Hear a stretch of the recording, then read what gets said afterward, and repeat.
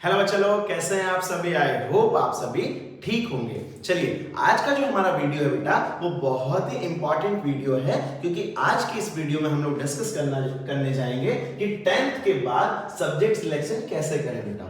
ठीक है कि 10th क्लास के बाद बहुत सारे बच्चे जो रहते हैं वो कंफ्यूज रहते हैं कि सर मैथ्स स्ट्रीम ले, साइंस बायो स्ट्रीम ले, कॉमर्स में जाएं, आर्ट्स में जाएं, या फिर क्या करें सर, कौन सा सब्जेक्ट लें ताकि हमारा एक करियर, एक सिक्योर करियर बने, एक हम फ्यूचर में अच्छा काम कर पाए। ठीक है, तो बेटा कहीं ना कहीं सब्जेक्ट सिलेक्शन का जो होता है कुछ रोल होता है आपके आगे चल के करियर में। ठीक है, मैं कुछ इसलिए बोल रहा हूं क्योंकि आगे चल के बहुत सारे लोग ऐसे भी हुए हैं कि जिन्होंने अपना करियर स्विच किया है और फिर भी वो लाइफ में बहुत ही ज्यादा सक्सेसफुल है। ठीक है, बट हम ये ट्राई करें कि हम जो सब्जेक्ट्स ले रहे हैं वो हमारे करियर में आगे चल के हमारी हेल्प करे। तो ये जो हमारा ये नॉलेज जो हम गेन करेंगे सब्जेक्ट्स को लेने के बाद, ये हम अपने फील्ड में अप्लाई कर पाए।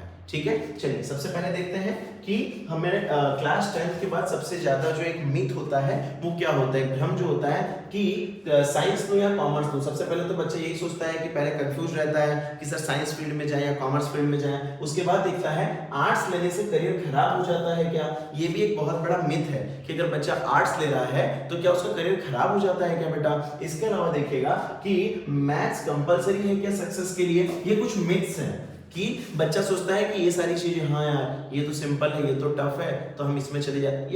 ये एक मिथ है। ठीक है कि कॉमर्स लेने वाले बच्चे थोड़े से वीक होते हैं, साइंस लेने वाले थोड़े से इंटेलिजेंट, ऐसा कुछ भी नहीं है बेटा। ठीक है, चलिए एक्चुअल हम देखते हैं कि क्या होता है।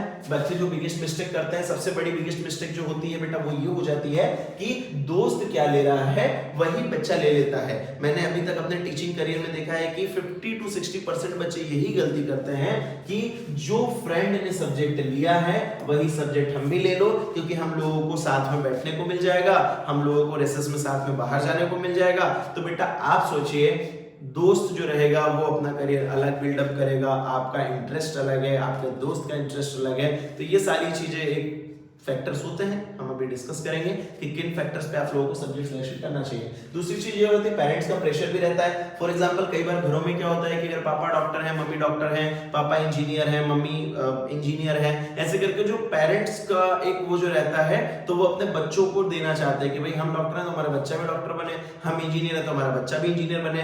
या फिर कई बार ऐसा होता है कि पेरेंट्स अपने सपने अपने बच्चों से पूरे करवाना चाहते हैं, जो कि कई हद तक बेटा कुछ हद तक ये भी गलत है। ठीक है कि बच्चा फॉर एग्जांपल अगर कोई चाहता है कि उसका बच्चा डॉक्टर बने और बच्चे का इंटरेस्ट ही नहीं है, तो विदाउट इंटरेस्ट वो क्या डॉक्टर बन पाएगा, क्या इलाज कर पाएगा। समझ में आ रहा है। चलिए आगे देखिएगा। फिर साइंस बेस्ड वाली मेंटेलिटी कि आपने बेस्ट है, साइंस बेस्ड है, साइंस बेस्ड है, सिर्फ हीरो बन के आपने साइंस ले तो लिया, पर क्या साइंस लेने के लिए आप में जो साइंस जिस चीज को मांगती है, साइंस मांगती है मेहनत, साइंस मांगती है पेशेंस, साइंस मांगती है मेहनत, सारी फील्ड्स मांगती है बेटा, है ना। पर साइंस में बेटा पेशेंस, फॉर एग्जांपल अगर आपको डॉक्टर बनना है तो 8 से 10 साल लग जाते हैं डॉक्टर बनने में। क्या इतना पेशेंस है आप में?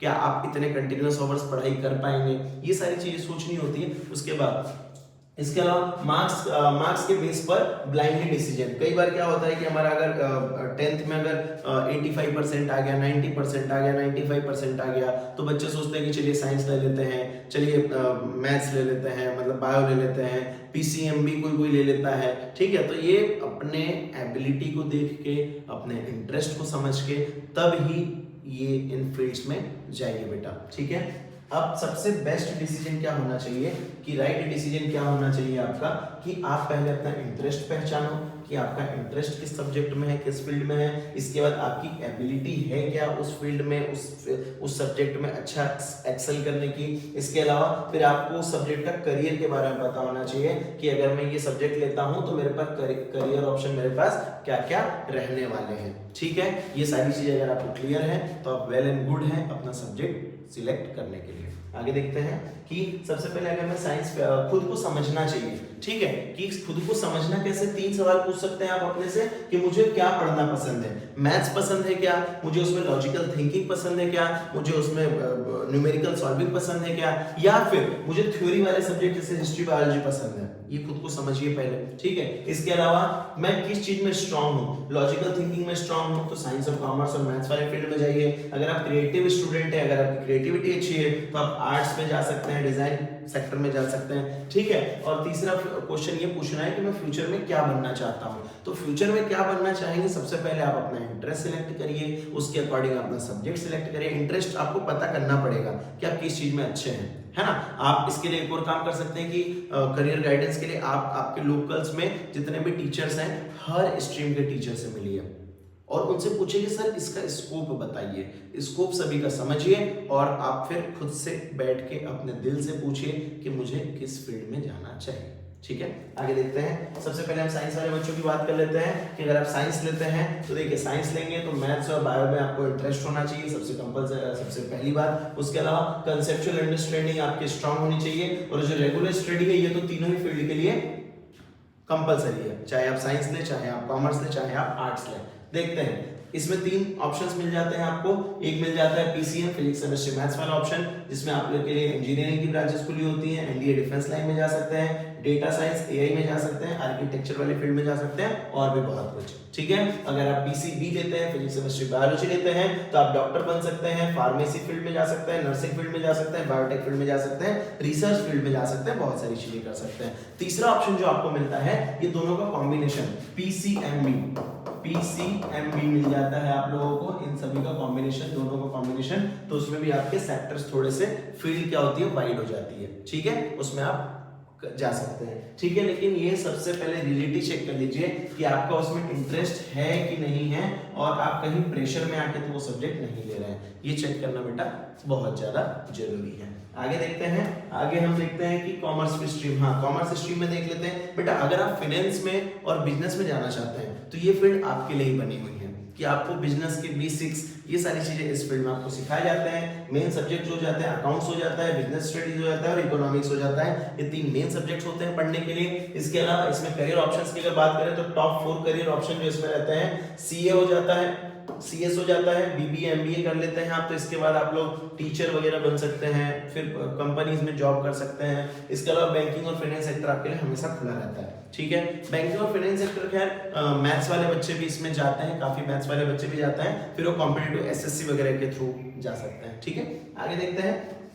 आर्ट्स फील्ड की अगर हम बात करें तो आर्ट्स फील्ड में बेटा लोगों का ये मानना रहता है कि बहुत ही इजी है, बहुत ही, बेटा इजी नहीं है, उसको क्या है कि बहुत वाइड है वो फील्ड, ठीक है। और उसमें जब हम पढ़ते हैं तो उसमें हमको समाज की समझ आती है, क्योंकि उसमें सब्जेक्ट्स देखिएगा history, political science, geography, psychology, ठीक है। अब ये सारी चीजें हमको पढ़ना पड़ती है ना। अब साइकोलॉजी में क्या है, मनोविज्ञान, सामने वाले का क्या सोचने का नजरिया है, समाज किस बारे में सोच रहा है, तो ये सारी चीजें। हिस्ट्री क्या रही है, पॉलिटिकल साइंस में हमारे जितने भी पॉलिटिकल इश्यूज हैं, ये सारी चीजें। और इसके अलावा जो प्रीवियसली और आज हम पढ़ते हैं 10th तक तो आपने ये पढ़े ही होंगे सारे सब्जेक्ट्स, है ना। एक्स्ट्रा एक ऐड हो जाता है साइकोलॉजी।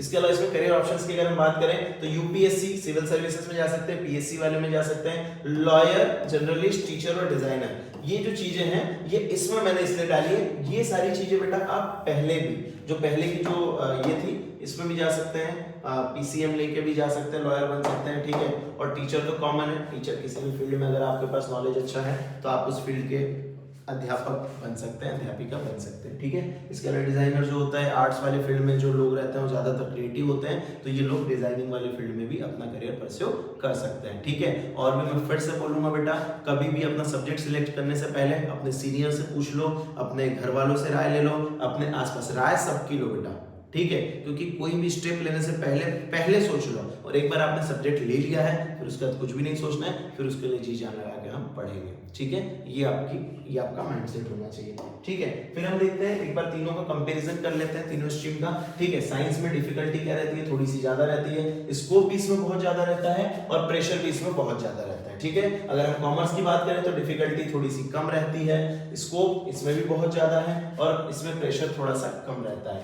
अगर मैं स्ट्रीम आर्ट्स की बात करूं तो इसमें डिफिकल्टी फ्लेक्सिबल रहती है, कुछ बच्चों को ये टफ लगता है, कुछ बच्चों को ये इजी लगता है, इंटरेस्ट के ऊपर अगेन डिपेंडेंट है, ठीक है। इसके बाद स्कोप इसमें क्या है, इसमें बहुत वाइड स्कोप है बेटा।